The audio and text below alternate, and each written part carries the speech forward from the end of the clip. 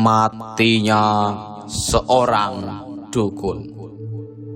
Mula-mula perempuan muda berhidung mancung dan berambut lencang itu mencoba berdandan, memoleskan bedak ke seluruh wajahnya, kemudian menyembulkan mulut dan memperayu bibirnya dengan lipstik merah ranum. Lalu ia senyum-senyum sendiri dan dipuncaki dengan menciumi sebuah celana dalam amat bergairah. Kang Mas. Bau reruntuhan embun dari dedaunan mengiringi Pardi menembus kabut ini. Kali ia mesti menengok pusara sang dukun di pojokan pekuburan Wadas Malang, melewati rumah terakhir sebelum nisan-nisan tampak bertengger. Ia melihat seorang tua berjalan dengan tongkatnya menuju sumur. Tubuhnya benar-benar bungkuk. Kedua kakinya kurusnya hampir menyerupai tulang terbungkus kulit kisut. Tetapi ia masih sanggup berjalan dan matanya tampak belum begitu tua. Ia masih cukup jelas untuk melihat. Lelaki berkumis tebal itu tak ramah menghiraukannya. Hanya saja roda jengkinya berputar lebih perlahan. Mungkin takutnya Ki Jarawi, mantan dukun itu, mendadak tak sengaja melintangi jalan. Lantas Pardi bakal tak terkendali dan tak sengaja menabraknya. Kemudian bermunculan mulut-mulut bau tembakau bercampur makian. Ada juga ibu-ibu dapur komat kamit melisankan istighfar dengan tak melafal apa-apa. Ia melampauinya, sesekali melirik hingga tak tampak kemudian. Kirek sableng. Sesampainya Pardi di samping pusara Kang Hadi, langit maghrib tumpah mengenai atap-atap rumah berkampungan. Anak-anak kecil memakai sarung berniat ke musola, sementara lelaki dengan julukan Jukil itu tegak di depan pintu jati, memandangi butir-butir hujan yang sebagian kecil menyerang kepalanya. Suara dadanya terdengar tak cukup tenang. Begitu juga dengan hela nafasnya yang megap-megap. Sejam berlalu, hujan masih selaksa pasukan perang. Sedang petir menandakan meriam-meriamnya, Pardi tidak hendak lagi menunggu. Ia berbelok ke arah dapur mengambil payung yang tergantung di sebelah rak piring. Ia sampai di kediaman Pak Thohir, ketua RT setempat. Ketukan tangan dan suara lantang mulutnya mencoba mengalahkan suara petir dan serbuan peluru air dari langit. Dalam hitungan detik ke-40, ia berhasil menemui Pak Thohir. Begini Pak, saya cukup heran dengan perilaku orang-orang yang sinting itu. Bagaimana mungkin orang yang sudah mati mereka usik kuburannya? Kata Pardi. Lalu Thohir pun menjawab, memang siapa yang sedang kau bicarakan, Di? Tenanglah dulu. jawab Pak Tohar. Kuburan Kang Hadi kembali diacak-acak. Pak Tohar yang saya hormati, sepertinya Bapak salah mengira jika kejadian 5 hari yang lalu merupakan perbuatan binatang. Apalagi kejadian tadi pagi yang saya jumpai jelas-jelas itu ulah manusia, kata Pardi kepada Pak Tohar. Pak Tohar pun menjawab, buktinya? Dan Pardi pun menjawab, nisan itu hilang, Pak. Hilang. Bagaimana mungkin binatang mencuri nisan? Untuk apa? Dan sekarang saya mesti cepat-cepat mengganti nisan itu sebelum Mirah tahu, kata Pardi. Dan Pak Tohar pun menjawab, sepertinya itu memang ulah manusia yang sedang punya maksud. Baiklah, kita coba bicarakan dengan beberapa warga besok pagi. Kang Hadi selama 3 dasawarsa dikenal sebagai dukun dermawan yang tidak pernah ngarani masalah amplop. Sebagian menganggapnya tabib penolong. Orang-orang di kampungnya tidaklah meragukan kesaktiannya dalam membinasakan beragam penyakit kiriman. Orang-orang di luar kampung juga mempercayai kemampuan Kang Hadi sebagai tabib yang sangat ajaib.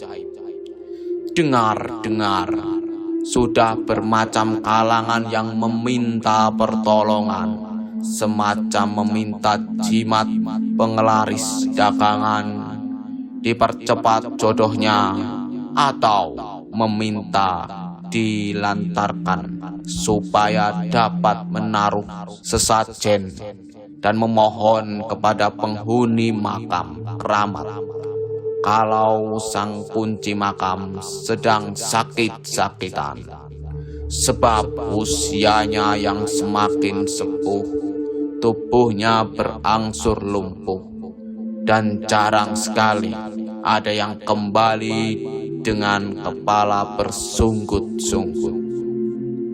Sebenarnya lelaki bergelar dukun sekaligus tabib itu merupakan calon kuat pengganti Mbah Rajiwo, kunci makam Mbah Urang, si pangeran sakti dari Kesultanan Mataram itu. Loh, yang saat ini semakin ramai tamunya, ujar Nimunah, istri Mbah Rajiwo. Bulan kemarin saja ada 4 keluarga yang melangsungkan upacara selamatan di balai percungkup di dekat makam sebagai tanda matur suwun. Ia bersama suami dan keluarga Kang Hadi juga kerap ikut menyantap umbo rampe yang orang-orang itu siapkan lebih dari ala kadarnya. Itu pertanda lancar urusannya, nyambut gawe, munggah jabatan, pilihan kaur, lurah nganti bupati, karo liyane, begitulah istilah ngapaknya. Tetapi sudah hampir 1 bulan semenjak kejadian itu, Kang Hadi hanya tinggal sebatas nama dan menjadi buah bibir sana-sini. Orang-orang yang mengaku begitu kehilangan atas kematiannya 2 minggu yang lalu. Sekiranya 3 keluarga dari asal cukup jauh berkunjung secara hampir bersamaan, dengan setidaknya tiap 1 kepala dewasa memegang keranjang bingkisan. Singkat cerita, sekejap mereka terkejut dan dua ibu bongsor kedua matanya sedikit berpeluh. Tak lama usai berbincang-bincang, mereka bertolak ke pasar desa membeli kantil. Kemudian berziarah bersama istri sang dukun, mengucap terima kasih, mendoakan secara hening, dan menebar kantil-kantil itu secara merata di permukaan pusara. Semenjak itu pula banyak keluarga yang menjenguk makamnya, sekaligus menyelipkan santunan kepada Mbak Mirah dan anak-anaknya. Bahkan tidak hanya sekali, di seperempat perjalanan matahari, beberapa warga mulai berdatangan melewati pintu kediaman Pak Tohar. Sementara Parti sudah duduk kelepus sejak sejam yang lalu. Saat sikap bersila sudah tampak, Pak RT mulai mengajak mereka masuk dalam maksud dilanjutkan berlabun-labun dengan cukup serius.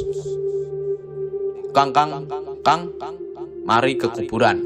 Di tengah-tengah suasana rembuk, tiba-tiba terdengar suara cukup lantang dari pelataran rumah. Tampak seorang laki-laki krempeng cukup ngos-ngosan, seperti usai menyaksikan suatu yang tidak biasa. Sekejap, hal itu mengagetkan orang-orang di ruang tamu. Sampai kemudian sebagian orang berdiri dan berangsur keluar. "Hei Gus, memangnya ada apa?" Parti mendahului orang-orang. "Itu Kang, aku melihat nisan di kuburan Kang Hadi menjadi aneh dan tampak tak pantas." "Aneh bagaimana? Jangan mengada-ngada," tanya Parti kembali. "Aku menyaksikan sendiri, Kang. Nisan itu bertuliskan kalimat-kalimat yang sangat tidak pantas untuk orang sebaik Kang Dukun. Kira-kira begini: dukun cabul, dukun laknat, dukun jahanam, dan selebihnya aku tidak mengingatnya. Kalau tidak percaya, silakan ke sana." Hampir semua orang yang mendengar itu bergegas menuju ke kuburan Wadas Malang, kecuali Parti. Ia justru kemudian duduk di sebelah lincak dekat pintu. Ia tampak keheranan dengan kejadian akhir-akhir ini. Ia terus saja bertanya, siapa yang melakukannya? Ada maksud apa di balik kekacauan ini? Sungguh ini bakal membuat kesedihan bagi Mirah. Seandainya semalam tak hujan lebat, aku pasti bisa mencekik orang yang sinting itu. Hah! Ungkapnya Parti dalam benak. Kini lelaki berjulukan Jugil itu memutuskan untuk menyusul orang-orang untuk memastikan kebenarannya. Namun, ketika melewati rumah terakhir sebelum pekuburan, ia dihentikan oleh seorang tua dengan tangan memegang tongkat kayu sengon. Mungkin ini semua ada hubungannya dengan gadis itu. Seorang perempuan berambut keriting, berhidung pesek, yang saya lihat dari balik jendela waktu itu. Mungkin sekitar pukul 1 dini hari di jalan ini. Matanya tampak kosong, seperti diguna-guna. Dan ia berjalan sendiri. Tampaknya tak satu pun mengikutinya. Ketika saya sapa, ia tak berkata apa-apa. Kira-kira siapa gadis itu, Ki? Dan bagaimana ia bisa berhubungan dengan Kakang Hadi? Lalu, apakah gadis itu juga yang telah mengirimkan santet padanya? Saya tidak tahu. Tentunya saya tak mungkin sanggup mengikutinya. Nah, 10 menit setelah itu tiba-tiba muncul si Hadi, kakangmu itu. Lalu berhenti sejenak di dekat sumur.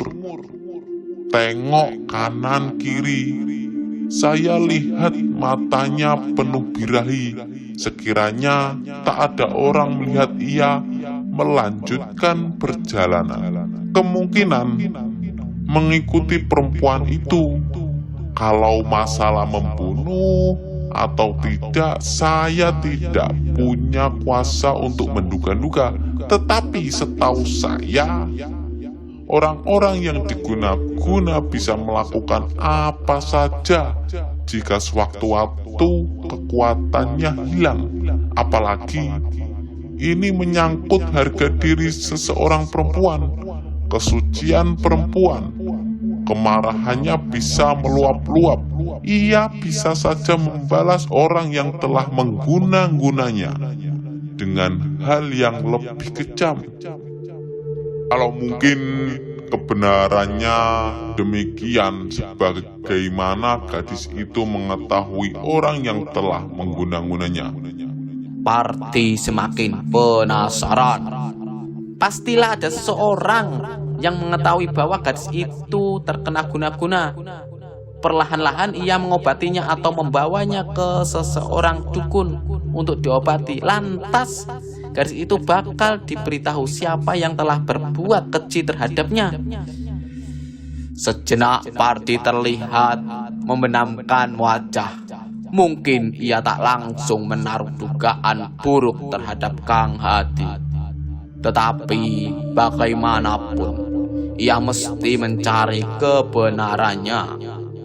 Pertama, ia kudu memastikan apakah gadis itu benar-benar sosok yang ada dalam pikirannya. Sementara lelaki tua itu tiba-tiba tersenyum sinis, seperti menyembunyikan beberapa kebenaran.